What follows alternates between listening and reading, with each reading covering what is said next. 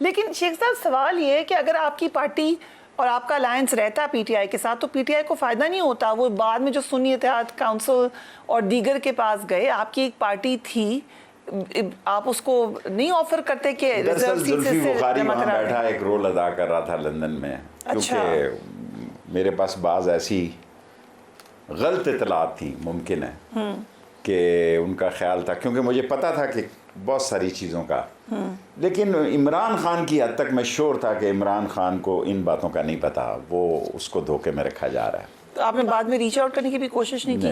ابھی تک نہیں کی؟ کرنا چاہیں گے؟ کوئی چاہے گا تو دیکھی جائے گی. میں تو جب تک مسجد میں حی علی الصلاۃ حی علی الفلاح نہ ہو تو مسجد میں بھی آواز اذان کی آنا چاہیے کہ اس کے بعد جاتے ہیں آپ.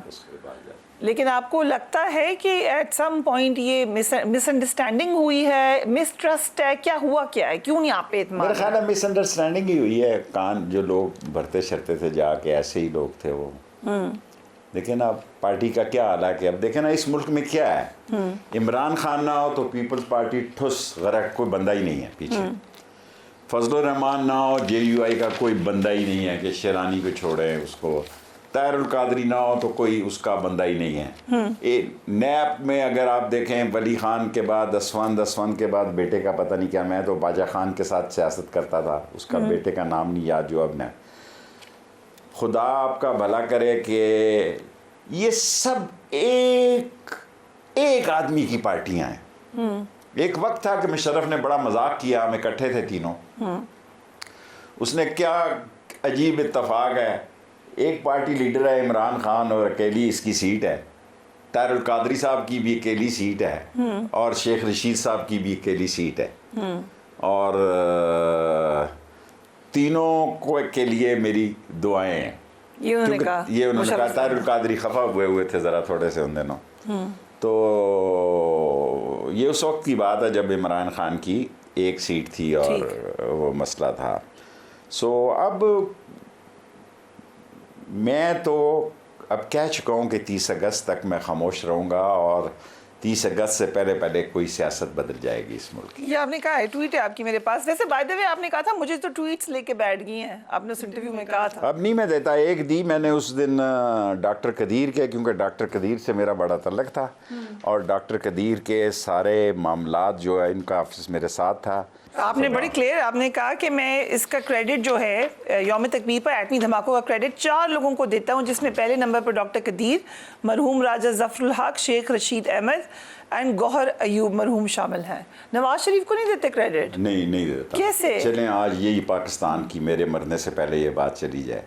راجہ ظفر الحق نے جو تقریر کی, میں میرے مخالف ہیں وہ, میں ساری زندگی ان کا احترام کروں گا مرتے دم تک. اگر میں زندہ ہوا تو ساری قوم کو آپ کے پیغام یہ دینا چاہتا ہوں کہ ایسی خوبصورت تقریر اس نے ایٹمی دھماکے کے حق میں کی جو ہم تینوں نے بھی نہیں کی. اور تھرڈ مین جو تھا وہ ایک میں تھا, ایک ذکی صاحب نے بھی کی, وہ بیٹھا کرتے تھے, پرنسپل سیکرٹری تھی.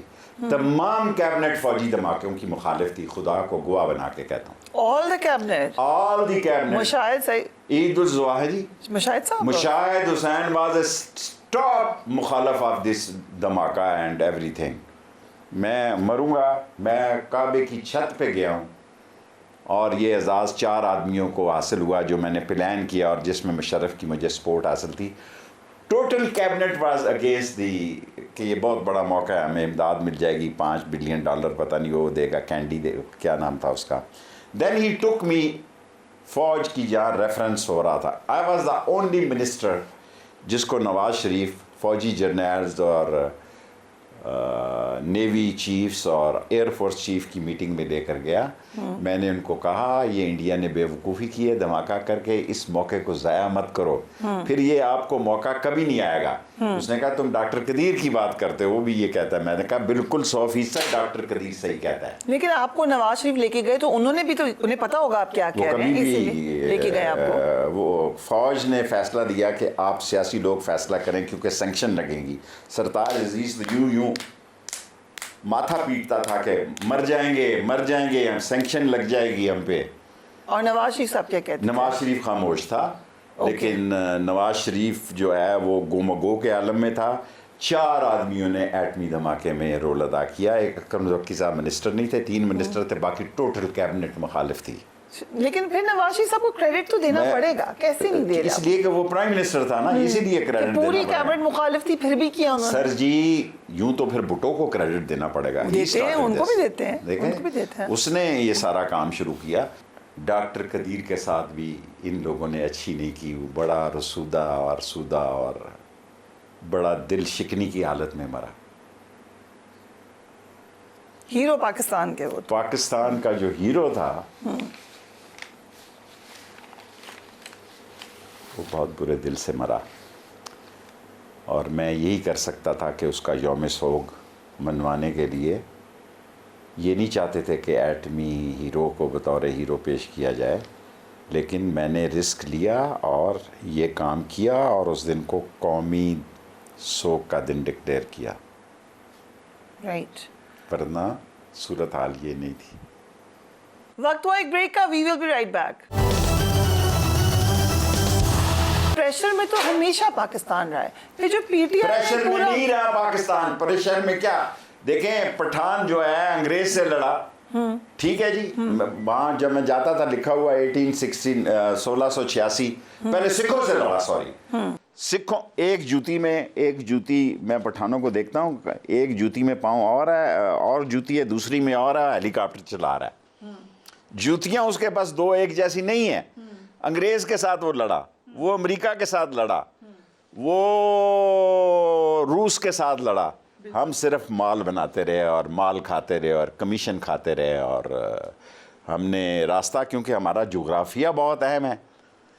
جغرافیہ اتنا اہم ہے ہمارا, اتنا اہم ہے کہ جب میں اسٹوڈنٹ لیڈر تھا اور ڈھاکہ یونیورسٹی میں فضل القادر چودھری نے تقریر کی, اس کے بعد میں نے تقریر کی, لڑکیوں نے میری وہ کی کہ اللہ تعالیٰ معافی دے دے کہ پنجابی لعنتی اور پنجابیوں نے ظالم اور پنجابی چور اور پنجابی ڈاکو.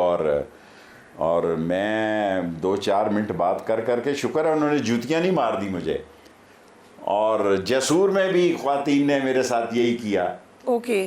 جب میں نے آ کے کہا کہ بھائی ادھر تو صورتحال ختم ہے آپ کی, سینٹیمنٹ یہ ہو گیا ہے کہ عورتوں نے مجھے, ساری عورتیں کھڑی ہوئی, اتنی کو ہزاروں عورتیں تھیں اس یونیورسٹی کے, انہوں نے جو گندی زبان تھی میرے خلاف استعمال کی. اس وقت پھر کہاں ہیں کشمیر پہ ہم؟ اس وقت کشمیر میں ہم کہیں نہیں ہیں. کشمیر میں ہم کہاں ہیں؟ مجھے تو کے پی کے حالات بڑے خراب لگتے ہیں. کیا ہوگا 30 اگست کو؟ 30 اگست کو کیا ہوگا؟ پہلے تو میں قوم کے سامنے یہ تسلیم کرتا ہوں کہ میں اپنے محلے میں فیل ہو گیا ہوں.